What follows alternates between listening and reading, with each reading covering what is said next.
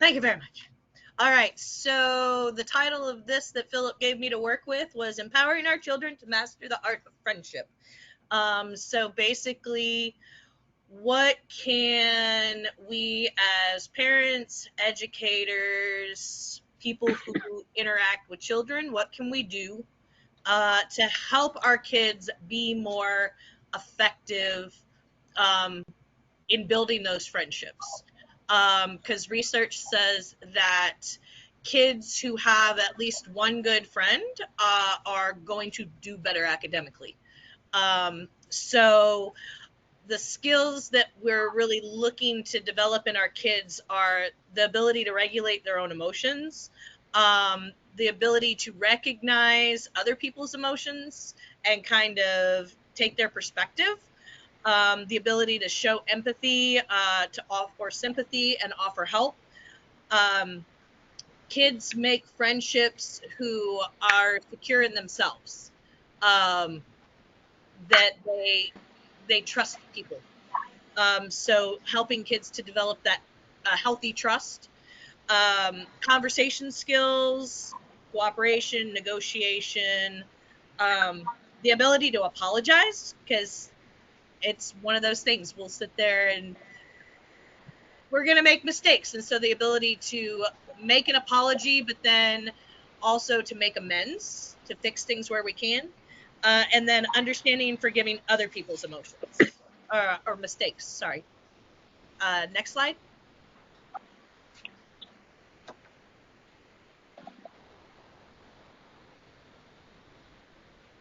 Next slide, Philip. Oh, sorry. Oh, all good.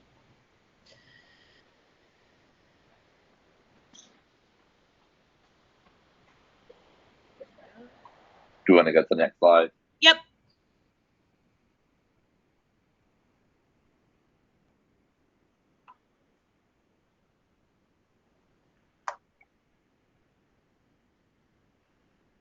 I can just hold up my little one that I have printed out. Says, so the next one, it's not moving, Philip. So there you go. I see your little mouse. Sorry. No, that's okay.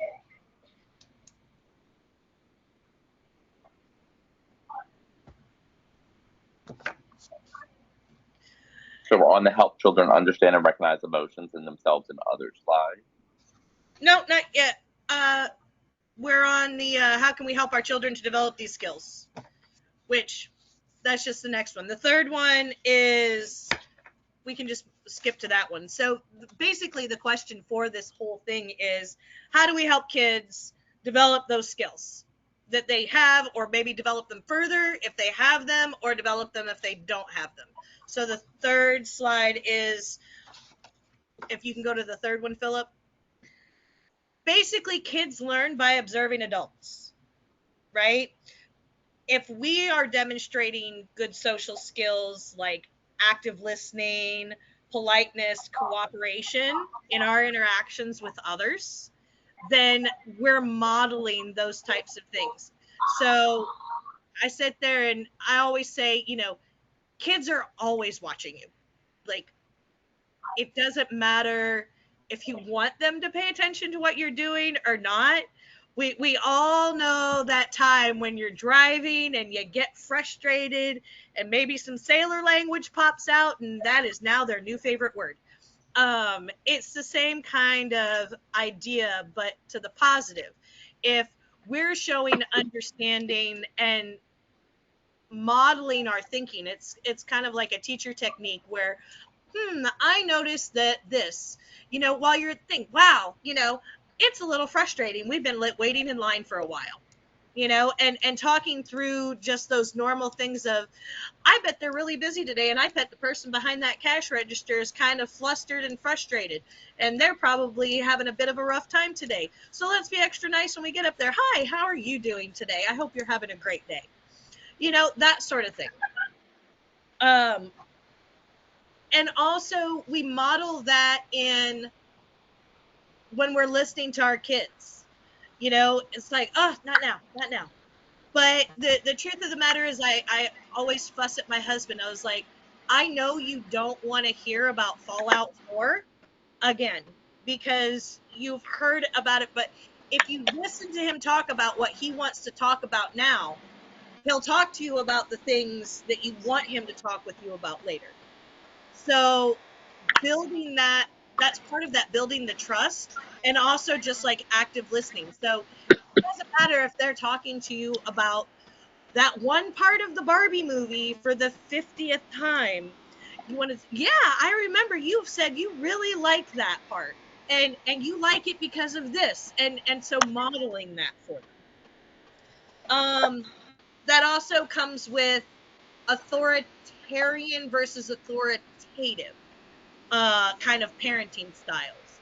Authoritarian is, I'm the boss. We're going to do this because I'm the parent because I said so. Um, if you've spent any time like on parenting TikTok or any of the other kind of social medias where you're getting YouTube shorts and things, it's being called like gentle parenting, where it's really modeling for kids and helping them talk through what the rules are, why the rules are, and helping them recognize and understand their own emotions and then how to deal with those. So, you have two children, if you're a parent, you have two children who are arguing over playing with a toy. You talk through it, go, I see that you are upset because you want to play with this by yourself and your little brother wants a turn. So how can we solve this? Can we maybe let him have some of the blocks? Or do you want to play with everything for 5 minutes and then let your brother have a turn? So helping them build those compromise and negotiation skills by modeling it and helping talk them through it. Can we get to the fourth slide, Philip? It's the one with the kids with the basketball. We're on it. Oh, I'm still just seeing the first slide. But that's okay. Is anyone else seeing the slide with the kids with the basketball? I'm getting some head shaking nose. Well, I can also do this. No. I'm still on the first slide too. Yeah, that's what I There we see. go. There's what it should look like. And here, I'll hold it up a little bit so you can kind of read over it a little bit. I don't have my notes on the back. But Liam, I'm doing a thing. I love you. Okay. So, a lot of children might have, oh, I just saw it. It just popped up. So a lot of kids might have trouble making friends because they feel shy or anxious. Not everybody is the bubbly, outgoing person that just randomly goes up and talks to strangers like I am. Um, there are kids who are going to be much more reserved, and every kid will generally kind of go through those kind of phases naturally. It's like, oh, they're going through their shy phase where they're hiding behind mom or dad. Um, so if we teach kids how to respond to those friendly overtures, if we teach them like social scripts, it's like, oh, hi, how are you today? I'm well, how are you? This also works great for kids who maybe have impaired speech impairments, whether it's, there we go, whether it's dyspraxia or whether it's uh, like communication deficits. These are things, if we sit there and help them develop skills and social scripts, that can help ease some of that anxiety that they feel in interacting with new people. It gives them safe conversation starters. Um, that's also setting them up in social situations, whether it's like going to the park or if it's going to a group activity, something that's hosted by the school, opportunities for you to be there and to help facilitate them, especially as they're younger. As they get older, it's very much like, oh, please, no, do not hang by me. I'm at that age. Mine are in the teenage and beyond years. So it's like, oh dear God, please do not try and help facilitate anything that I am doing. But in those younger years, definitely. Um, next one, next slide. There we go. Now it's working. So part of how you can do that is just take time to observe how your kid is socializing. They may be the little social butterfly. They may have it down. Oop, they may have it down. Uh, they may be that bubbly, outgoing person, or they may need a little bit of extra help. Uh, and look at how, if they have a sibling, definitely kind of look at that. But you may realize that your kiddo maybe is a little, tends to want to interact a little bit more physically than other kids do, or they may be a little bit more reserved. And so helping them understand how to socialize in a way that's comfortable for them is the key. We don't want everybody to be the same. We don't want everybody to socialize necessarily the way we do. We want our kids to find the way that is authentically them. But we can help give guidance and kind of prompting along the way. And if at any time anybody has any questions, please stop me. I tend to get going on a rant and keep going. Next slide. So again, we kind of touched on this a little bit already. One of the things that you can do is you can arrange play dates for other kids in the neighborhood or at school. If your kid wants to try and invite somebody over, go ahead and help facilitate that. That's them wanting to pursue that, and it's giving you the opportunity to help facilitate that in a safe environment. So also things like participating in group activities like sports, art classes, clubs. Research has shown that kids are more prone to make friends when they're working cooperatively than competitively. So if you're on a sports team together, that may be a competitive, it may be a competitive sport, but you're working cooperatively within your team, and that helps to build those. It's the same thing in the classroom. Working towards, if you're paired up with somebody and you're both working cooperatively towards the goal of completing an assignment, you know, I know that's how I made some of my friends in college. We got put together to work on a project, and I still talk to them. Next one. So again, encourage your kids to express themselves verbally and teach them effective communication techniques. That can include active listening, again, and appropriate body language. All three of my kids are autistic. I'm never going to tell you that kids need to make eye contact, because it can be really, really uncomfortable for for our diverse populations to be making eye contact. But we can indicate who we're talking to by maybe facing the mass of our body towards that person, even if we're not making eye contact. We can approximate eye contact by looking at the forehead or looking at the nose, where that way people maybe feel a little bit more comfortable, and we're not actually having to make full direct eye contact that can be uncomfortable. And again, expressing themselves verbally, we've already kind of touched on in terms of listening to your kids, actively listening when your kids are talking to you and wanting to talk to you about things, helping them communicate how they're feeling.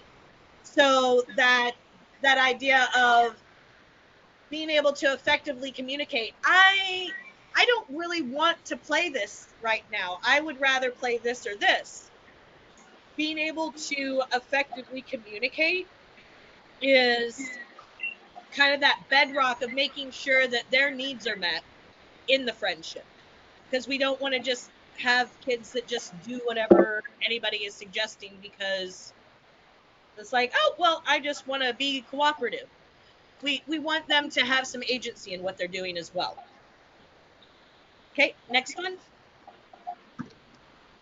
Help children understand and recognize emotions in themselves and others. Encourage them to put themselves in someone else's shoes. Uh, I again, I'm not a big fan of, oh, well, autistic people cannot don't have empathy. Well, that's in my experience, that is incredibly and hugely wrong. In fact, a lot of times they may have be more empathetic and put them at a disadvantage in terms of uh, wanting to just go along. Uh, they do have good theory of mind, I've found, in terms of, well, what do you think that person's feeling? They recognize that how they may feel about a situation is not the same way that somebody else may feel about a situation. So we have to learn to read people's nonverbal cues to sit there and determine, well, I'm seeing by their face they look upset, so something about this situation may be upsetting them. And if I don't want to assume, I can ask. And so that's also modeling that for kids, like how we're feeling. If we're upset, go, I'm feeling kind of upset right now. You can tell because I can feel my brow is furrowing and my lips are turning down. It's modeling that and helping to read those nonverbal cues. We can help develop those skills in our kids. Next one. So again, those building those social connections can be even more challenging for kids with special needs or with differences, in that sometimes the way they express themselves is not the norm. And so we want to. I am also not a big fan of teaching kids to mask.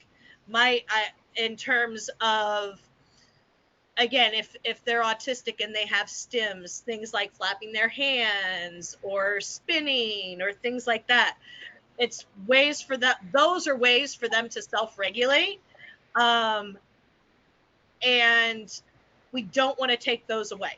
As long as they're not harmful to the kids themselves or to others, I'm not a proponent of taking away ways that kids can self-regulate. Um, but the strategies, we've really kind of already touched on a lot of the strategies for kids who may have learning differences or are divergent from the neurotypical norm. We can model things for them. We can give them tools like social scripts. Um, we can practice role playing, which can alleviate a lot of the anxiety. Um, you can enroll your kid in social skills groups. There are social skills groups available through outside service providers, with like psychiatrists and psychologists will oftentimes offer social skills groups. You can also discuss that with the school social worker. If you're a parent or a teacher or somebody who's working with a kid and you think they might benefit from that, the school social workers will have social skills groups where kids are meeting. Again, those social scripts, planning ahead.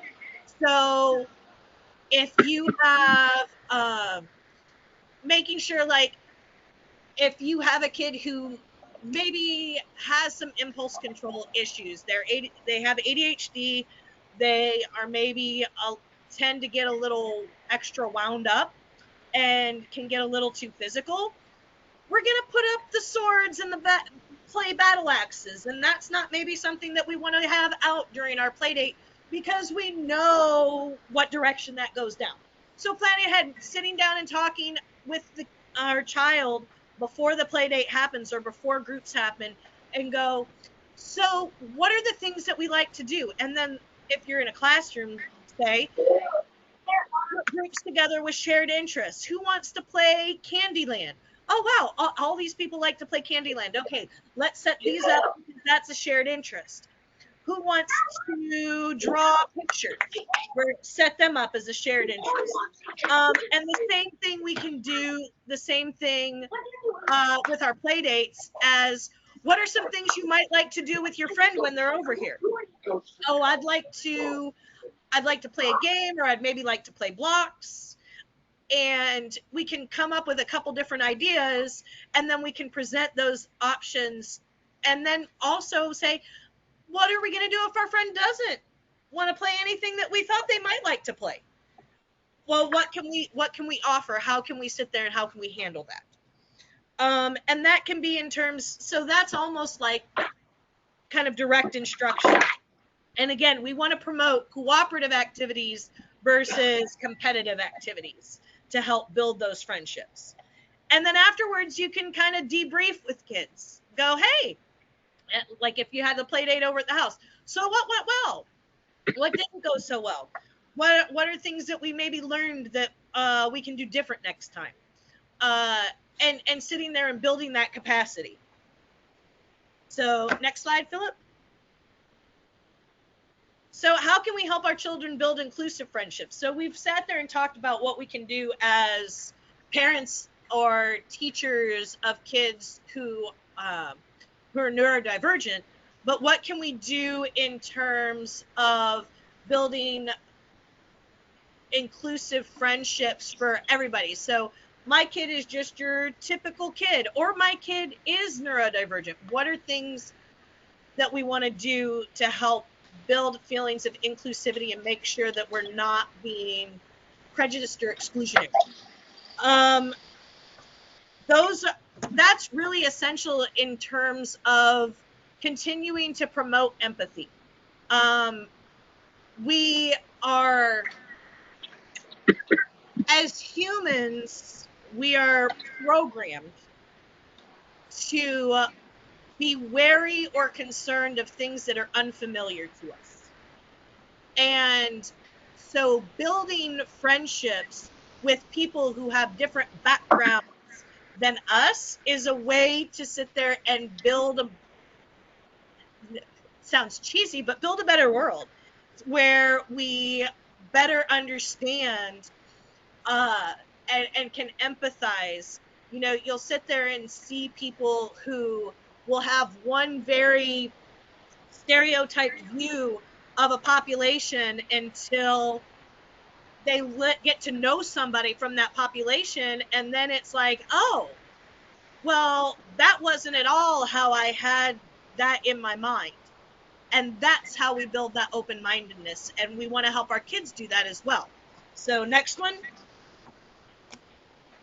So lead by example. Demonstrate inclusive behaviors and attitudes. Children often emulate the behavior they see in adults. We've kind of already touched on that. So, I mean, that could be as simple as, you know, kids will sit there and ask questions about, Mommy, that girl is holding that other girl's hand. Does that mean that they're in love? Well, yeah, it looks like they're a couple, and that can be a thing. Uh, where you're not, we don't want to sit there and pass our own prejudices on, and we want to sit there and actively work on ourselves and helping our kids do better. So again, encourage empathy. Teach your child to understand and empathize with the feelings and perspectives of others. So it's, we don't want to do the thing where it's natural where you don't want people to feel uncomfortable, and we don't like feeling uncomfortable, but like, oh, don't stare at that person who's using crutches, right?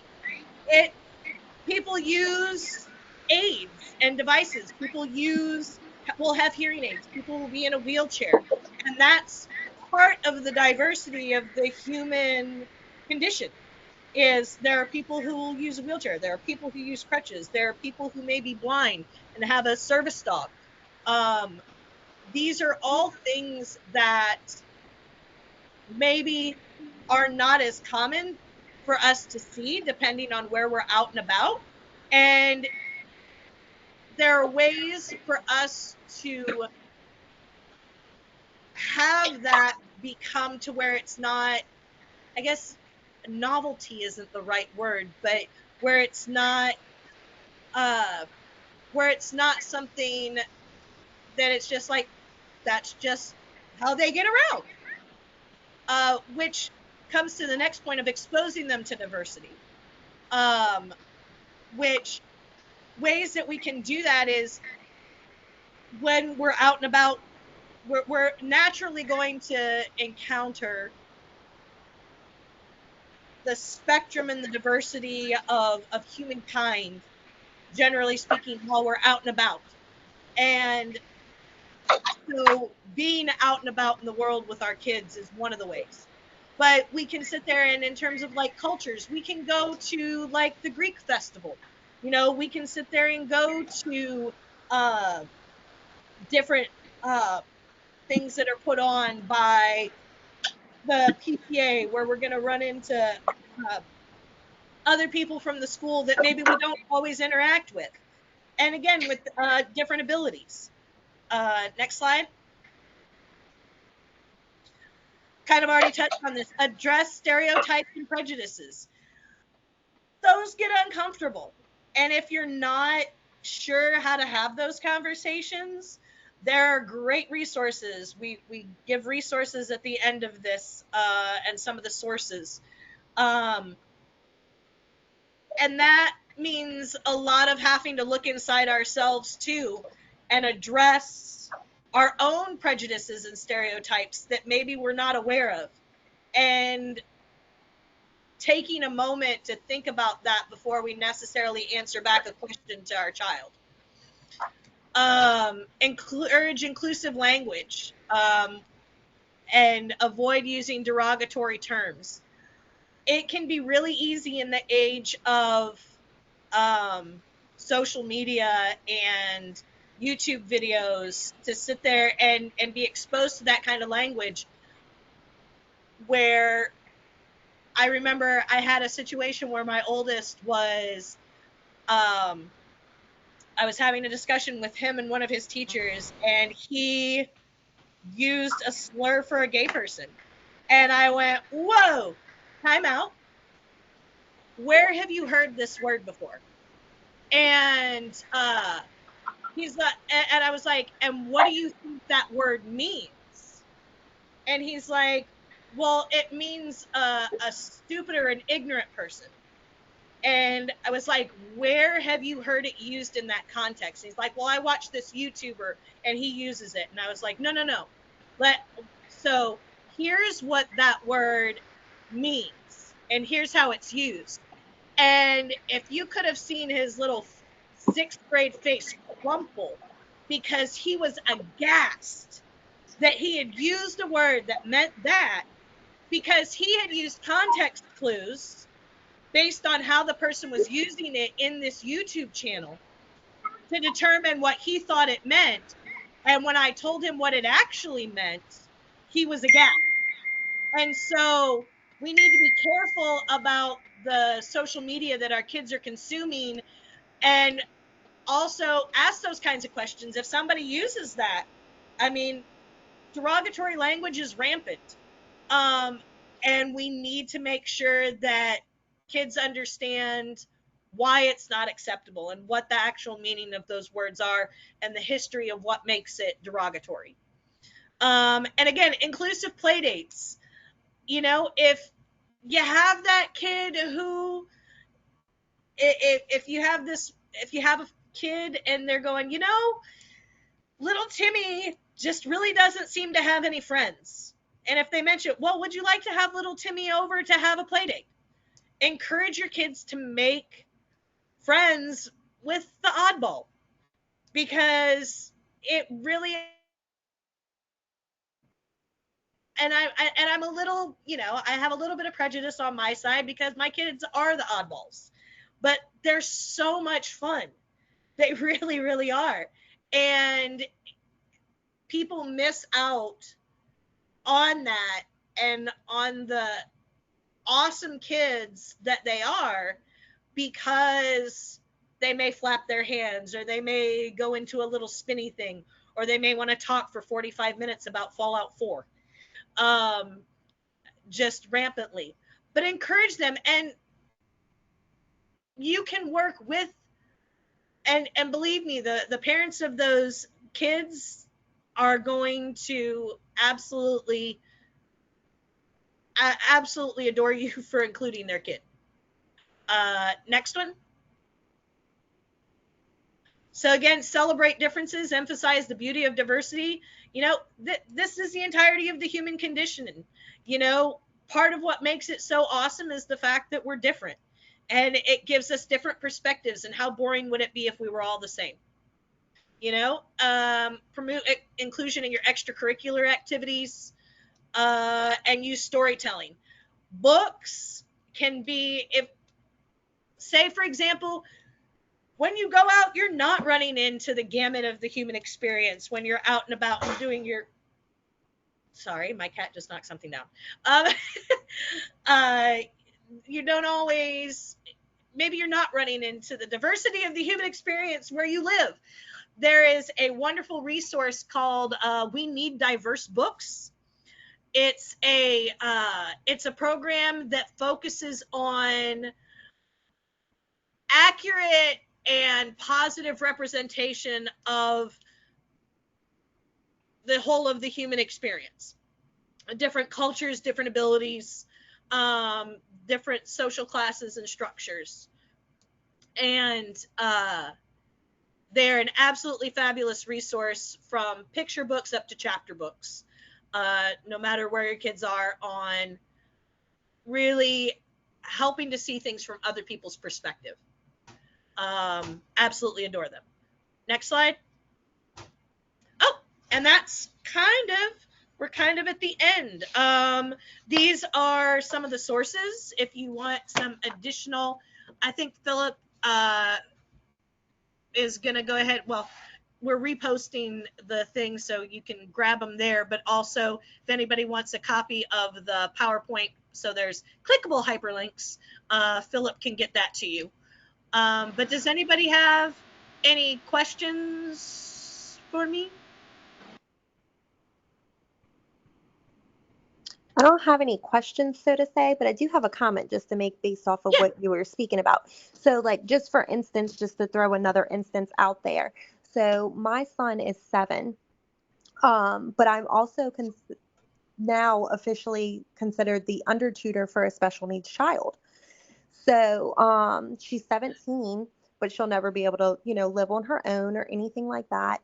And it was a very big learning curve for my son to have this other child come into our home and learn the way that she does things. Mm-hmm. So I think it is very, very important for kids to know that diversity in different children because, like, for instance, like I said, he's 7, she's 17. So there is a big age difference.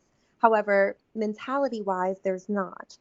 Mm-hmm. But, I mean, it's so crazy to see, like, my 7-year-old can go to a 14-year-old and explain her condition and they won't even know. Right. So it's very important, and I definitely agree with the PowerPoint that you went over today. Thank you so much. You're welcome.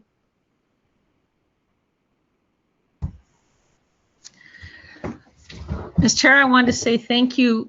At part of our development days, we have for state PTA, we have what we're titling this year development days, or in the past have been called training days.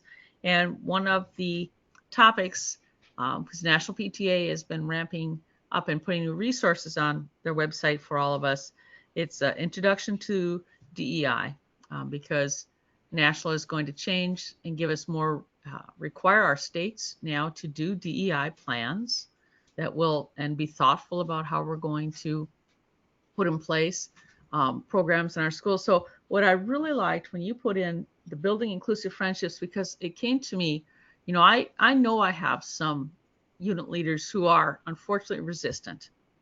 And I think, to my mind, I'm hoping that they're resistant because they're just not comfortable, because they haven't had an opportunity to be exposed to a lot of other people that they're not used to. I'm going to give grace that way.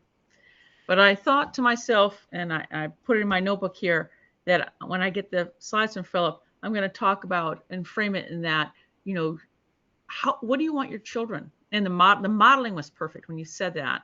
So it's going to give me a little bit of a different feel on, while you may be this way, how do you want your children to be as an adult? Yeah. So I want to say, so that it was, I really appreciate when you said that. It just made a different kind of way that I'm going to, incorporate that into that presentation that we're doing.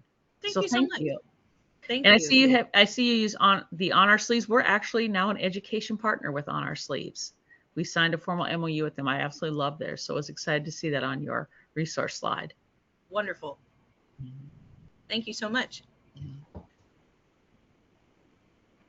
Well then, Philip. Awesome. Thank you, Tara, for coming and speaking. And I apologize for our slight hiccups at the beginning. That's all right. You can edit it all out. Yeah, and um, during the test run, we did not experience hiccups. So they were saving themselves for the actual call. There we go. All right. Well, thank you all so much for coming, and thanks, Philip, and the Lanyap PTA for having me.